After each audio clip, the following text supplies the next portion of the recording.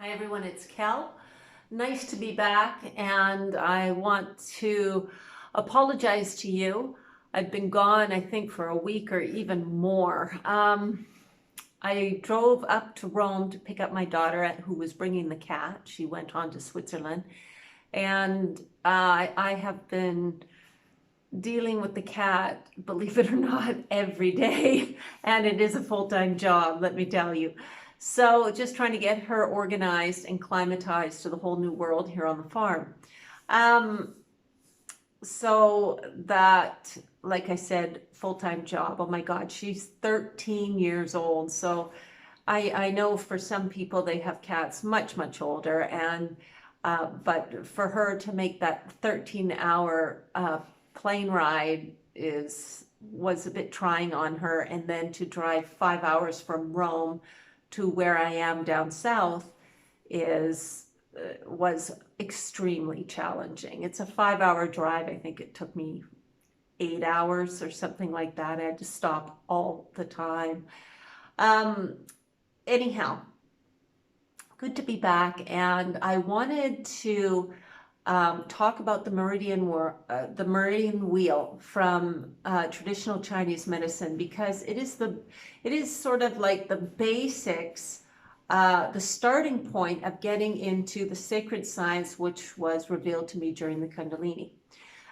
So where do I want to start? I just want to talk about the basic components about the Meridian wheel. Many of you already know about the Meridian wheel. It's very common. But for those of you that don't, ancient Chinese medicine has been around for over 5,000 years. And what ancient medicine people noticed was that there are these points within us that are electromagnetic. And they discovered that these points actually run in rivers, very specific rivers in our body. And these rivers are what form and feed the organs of the body, and they're very closely connected to the glandular system.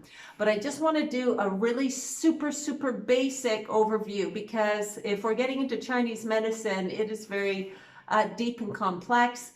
The sacred science at this point, it is, I'm just going to show you the superstructure of it. And in this video, I'm really just laying the foundation on what we're going to be looking at when we look at the Meridian wheel. The Meridian wheel is composed of, it is a wheel composed of 12 sections. And each section on the wheel represents an organ. And there are 12 major organs in the body. Now, just for talking purposes, I have removed the spokes of the wheel. The spokes in the Meridian wheel show that each organ makes 4 connections to other organs and 1 connection to the center, okay? But just to simplify things, I have taken the spokes of the wheel out just to talk about the wheel itself in a very basic geometric way. The wheel is obviously a wheel of 360 degrees. Each organ on the wheel occupies a 30-degree section. This 30-degree section is formed by 2 meridians.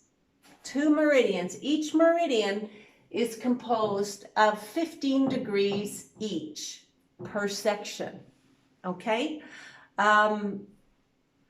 Within the human body, all the meridians on one side of the body are reflected on the other side of the body, so they each have a mate, okay? So there are 2 meridians that support the liver, 2 meridians that support the lungs, the large intestine, the stomach, spleen, heart, small intestine, bladder, kidney, circulation. There's something called the triple heater, which I'll explain later. It's not an organ, but it is large enough to be considered an organ, the gall and the gallbladder, okay? Each of these systems, these organs in the body, all have 2 meridians, which create one 30-degree section of the wheel. And I know I'm repeating myself, but I really want to be clear about everything. Each section on the wheel is formed by 2 meridians of 15 degrees each. And each section on the wheel, these two 15 degrees obviously makes 30 degrees.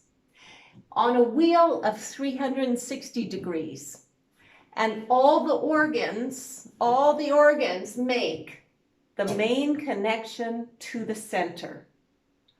Okay, so these basic geometric components are very key in understanding the sacred science. Okay, so that's it for today. I just want to leave you with the super basics on the meridian wheel, and then we're going to get started on the sacred science. Thanks again for being here, and it's so nice to be back, and I hope to see you next time. Take care.